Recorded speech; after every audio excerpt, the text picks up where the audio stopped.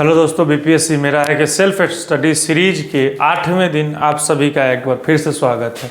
दिन गिनाने का मतलब होता है जो हम लोग 8 दिन कवर कर लिए और आप 8 दिन में कितने पानी में है इस चीज़ को एनालिसिस कीजिए।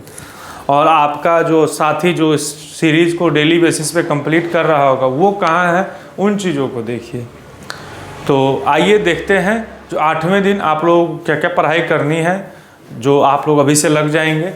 तो पॉलिटी में सैलिएंट फीचर ऑफ कॉन्स्टिट्यूशन जो कि हमारा तीसरा चैप्टर है, इसको भी हम लोग एक लेक्चर इसका इसलिए एक लेक्चर दिया जा रहा है। जो आप पीछे का जो 2 चैप्टर आपने कंप्लीट किया है उसको भी रिवाइज करते रहिए क्योंकि लेक्चर छोटा छोटा है, आप ज़्यादा से ज़्यादा उसको कंप्लीट कीजिएगा और कोशिश कीजिएगा जो उससे रिलेटेड अगर कहीं क्वेश्चन मिल रहा है उसको प्रैक्टिस कीजिए, ताकि आप समझ पाइएगा जो चीज़ हमने पढ़ा है उस चीज़ का सॉल्यूशन या क्वेश्चन जो भी बना रहा है उसका हमको मिल रहा है कि नहीं।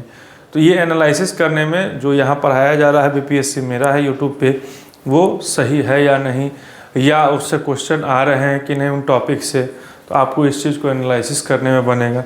दूसरा, हिस्ट्री में जो हम लोग पढ़ेंगे, एडवेंट ऑफ यूरोपियन नहीं पढ़ना है, सिर्फ पुर्तगीज को पढ़ के आना है। इसलिए कुछ चीज़ें उसकी इम्पोर्टेंट हैं और पुर्तगीज से भी 1-2 क्वेश्चन एग्जाम में डायरेक्ट पूछ लिए जाते हैं।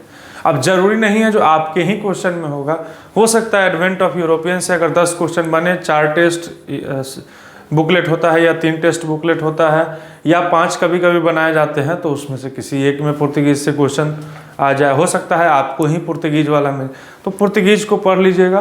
करेंट अफेयर्स 22 जनवरी तक 15 से 22, तो ये हमारा 8वें दिन का सेल्फ स्टडी प्लान उसी तरह से हम लोग पॉइंट वाइज कोई भी नोट्स बनाएंगे, पॉइंट वाइज बनाएंगे ताकि आपको पढ़ने में भी आसानी हो। देखिए, अगर आपके पॉइंट वाइज आपके यहाँ पर सेट होगा तो आपको उसको पैराग्राफ बनाने में, इलेबोरेट करने में या पॉइंटर लिखने में भी आसानी होगी।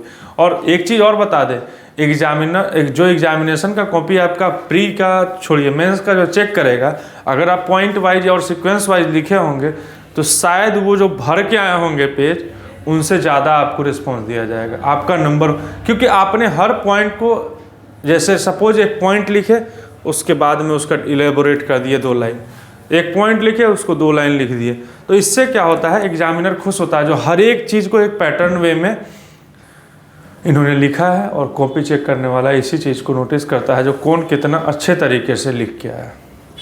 तो हम लोग इसी चीज़ को फॉलो करेंगे 8वें दिन। मिलते हैं अगले दिन, तब तक के लिए धन्यवाद। आपका दिन मंगल में हो, ऑल द बेस्ट, पढ़ाई कीजिए।